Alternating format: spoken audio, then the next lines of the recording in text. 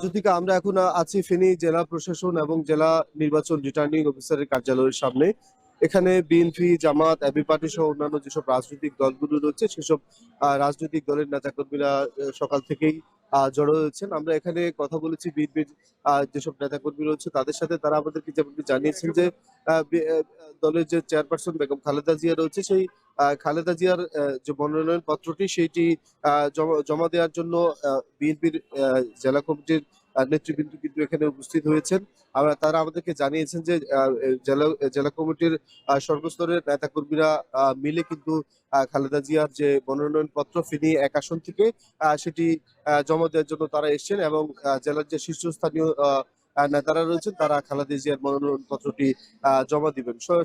আমাদের ফেনীতে যে ৩টি আসন রয়েছে এই ৩টি আসনে এখন পর্যন্ত মোট ৪৫ জন কিন্তু মনোনয়ন পত্র কিনেছেন এবং সেগুলো আজকে জমা দেওয়ার কথা রয়েছে। এছাড়াও ফেনীর যে ২ আসন রয়েছে সেই ফেনী ২ আসনের বিএনপির যে উপদেষ্টা রয়েছেন বিপি জয়নাল, তিনিও মনোনয়ন পত্র জমা দিবেন। এছাড়াও ফেনী ৩ আসনে বিএনপির ভাইস চেয়ারম্যান আব্দুল আউয়াল মিন্টু, তার মনোনয়ন পত্রটিও কিন্তু এখানে জমা দেওয়ার কথা রয়েছে। এছাড়াও এবি পার্টির যে চেয়ারম্যান রয়েছেন মুজিবুর রহমান মঞ্জু, তার মনোনয়ন পত্রটিও ফেনী জেলা প্রশাসন এবং রিটার্নিং অফিসারের এই কার্যালয়ে কিন্তু মনোনয়ন পত্র জমা দেওয়ার কথা রয়েছে। সব মিলিয়ে মনোনয়ন পত্র জমা দেওয়ার কে কেন্দ্র করে ফেনীর রিটার্নিং অফিসারের কার্যালয়ের সামনে কিন্তু আমরা দেখছি যে হাজার হাজার মানুষ কিন্তু জড়ো হয়েছেন।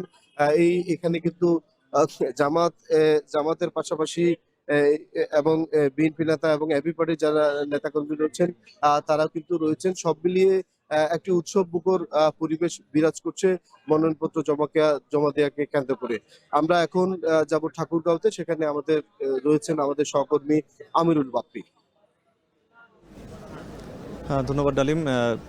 এই রংপুর বিভাগের দুটি আসনে বিএনপির যে ২ শীর্ষ নেতা বেগম খালেদা জিয়া এবং ঠাকুরগাঁ ১ আসনে বিএনপি মহাসচিব মির্জা ফখরুল ইসলাম, ইনি দুইজনই করবেন এবং দিনাজপুর ৩-এ জমা দেবেন বেগম খালেদা জিয়ার পক্ষে তার দলের নেতাকর্মীরা এবং ইতোমধ্যেই ঠাকুরগাঁ ১ আসনে মির্জা ফখরুল ইসলাম আলমগীর তিনি যে ঠাকুরগাঁও রিটার্নিং কর্মকর্তার কাছে ইতোমধ্যেই মনোনয়নপত্র জমা দিয়ে দিয়েছেন 11:50 এবং তিনি এরপরে গণমাধ্যমের সাথে কথা বলেছেন এবং এই নির্বাচনে সবার কাছে তিনি দোয়া চেয়েছেন বলে আমরা জানতে পেরেছি এবং এই কয়েক মিনিট আগে যে জামাতের প্রার্থী তিনি জমা দিয়েছেন বলে আমরা জানতে পেরেছি এবং এই ঠাকুরগাঁ মোট ৩টি আসন, এই ৩টি আসনে মোট ২৪ জন মনোনয়নপত্র সংগ্রহ করেছিলেন এবং আজকে শেষ দিনে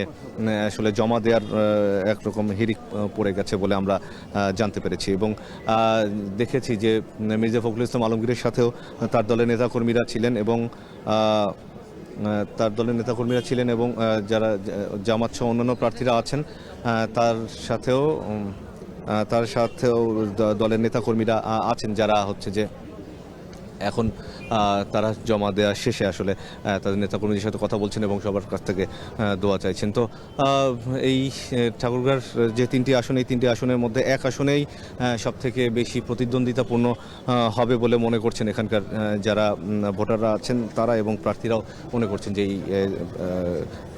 এই আসন থেকে সবথেকে বেশি প্রতিদ্বন্দ্বিতা হবে। অন্যান্য রংপুর বিভাগের অন্যান্য আসনগুলোর কথা যদি বলতে হয় এবং আমরা যতদূর খবর পেয়েছি যে প্রায় প্রতিটি আসনেই আজকে শেষ দিনে যারা হেভিওয়েট প্রার্থী আছেন তারা জমা দেওয়া শুরু করেছেন বিভিন্ন জায়গায় তাদের মনোনয়নপত্র এবং তারা সবাই যারা আশা করছেন যে এবারে একটি সুষ্ঠু নির্বাচনের মাধ্যমে গণতন্ত্র ফিরিয়ে আনার যে প্রক্রিয়া সেভাবে সম্পূর্ণ হবে এই এবারের নির্বাচনে এবং এরকমটি সবাই তারা আশা করছেন। তো সব মিলিয়ে এই ছিল আমার কাছ থেকে ঠাকুরগাঁর সবশেষ অবস্থা। ফিরে যাচ্ছে স্টুডিওতে।